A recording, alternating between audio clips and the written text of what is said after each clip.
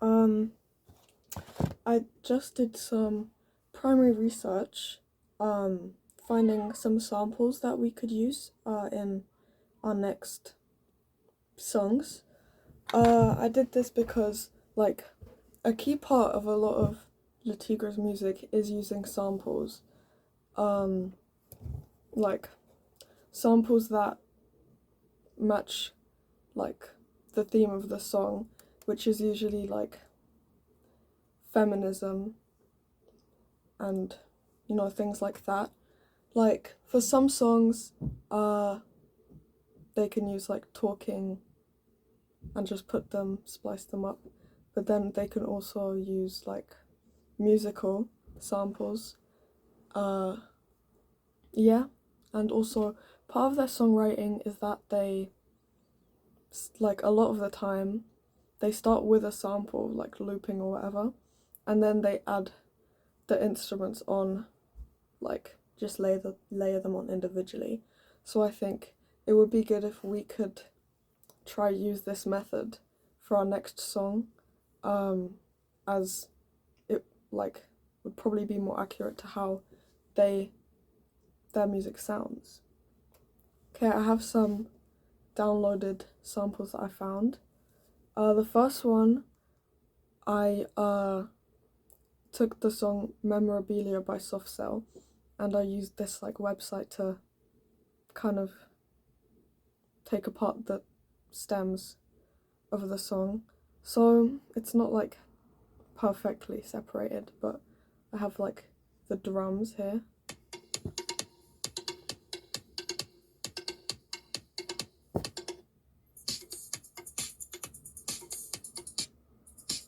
Yeah, so we can, use that, like, the drum beat for another song, or, like, splice it up.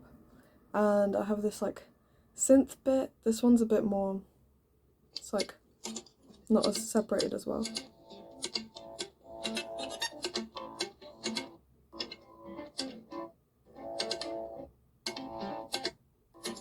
Yeah.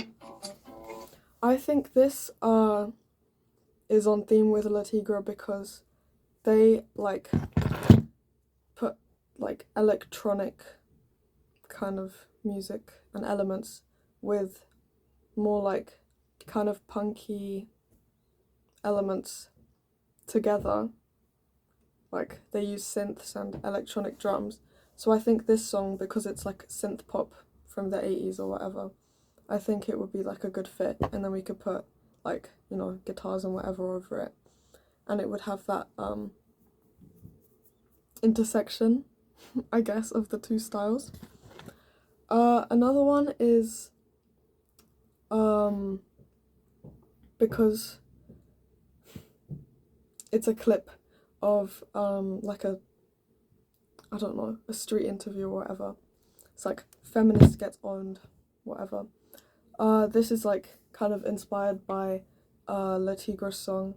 They want us to make a symphony out of the sound of women swallowing their own tongues, which uses, like, a radio show interview of this man, like, interviewing these new wave feminists or something, but they're all really uncomfortable because he's being kind of, like, condescending. Um, yeah, and they use it to, like, make a message about feminism, I guess. And I think, like, nowadays, like, recently, there's a lot of, like, on the internet now, on TikTok, Instagram, whatever, there's loads of, like, street interviews, like, podcasts of these, like, men that interview these women, just, like, talking over them and just, I don't know, being really, like, misogynist or whatever. And they're, like, really popular now.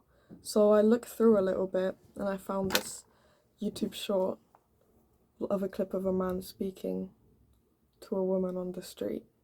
I think it kind of matches the theme. First of all, I'm not a misogynist because a misogynist is someone that puts down women. I exalt women to their rightful role. Women are supposed to be women, not men. And every time somebody says that a woman is equal to a man and does what a man could do, and you're actually abusing and denigrating women. Women have a unique purpose, and they're special. They're fearfully and wonderfully made by God. I support women. So I'm not a misogynist. I don't put down, you're putting down women by saying women can be men. You're putting down women by saying transgenders can be women. No, they can never be women. Women are special, and no man can just convert and say I'm a woman today. You're putting down women by saying that. So you're actually anti-women. I'm pro-woman. So yeah, obviously he's like just talking over her and whatever, saying really outdated things. And you know, obviously I'm against that message. And I found another clip, it's of Bjork on an interview, and she's basically saying like the counter argument for what this man is saying. And I think if we used those two like samples in a song, it would be good because they kind of match. This is the Bjork clip. Men didn't before have to worry about this. They can be silly, fat, funny, intellectual, hardcore, you know, sensual, all those different things, philosophical. But with women, they always have to be feminine, feminine, feminine. And what I like most is not everybody say this is the age of women or whatever. I think this is bullshit, you know. I just like to see women who can be characters and can be themselves. And number 1, 2, 3, they are what they are, and number 10, they happen to be women, in the same way as you happen to be Spanish and I happen to be Icelandic, you know. I think it's a really good clip because, you know, in the other one, the man was saying that women have a role. They're not equal to men because they have to be women. But that's really stupid, you know. She's saying, like, everyone can do different things and they don't have to let their gender, like, control what they should be. Yeah, and I also have a couple other ones. I have this clip of this is from 1988. It's this like this group of girls, like a rap group, and they have this like, it's like a cappella, like, I don't know, it's like the opposite of Beastie Boys. It's Yeasty Girls, and they have some songs and it's all about like feminism and stuff.